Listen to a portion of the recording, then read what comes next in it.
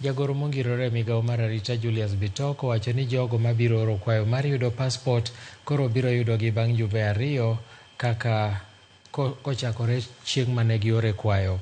Kanolose seche manoyawo ayanga apisi mar Huduma Center e kar chung' od bura ma Moi Ben e kaunti ma Uasin Gishu, nomedo ni piny owacho oketo chenro mar yawo kar Huduma Center e kuonde mamoko e piny ka mar kelo kony machiegni ne jopiny.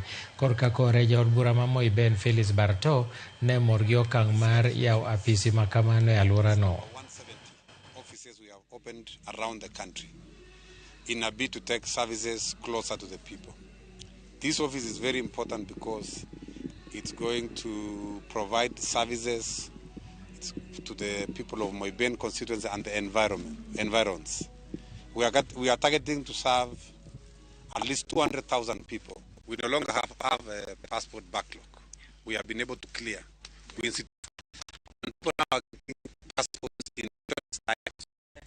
So, just to make it clear also, we are in the process of opening offices for immigration. We are opening offices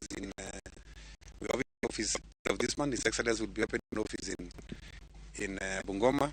Today, we have brought the services closer to the people, and this particular service, this particular Huduma Service Center, is not only going to serve Moi Ben constituency, but it will go beyond our constituency and serve neighboring constituencies like Marakwet West. We have Trans Nzoia, we have Soy on this side.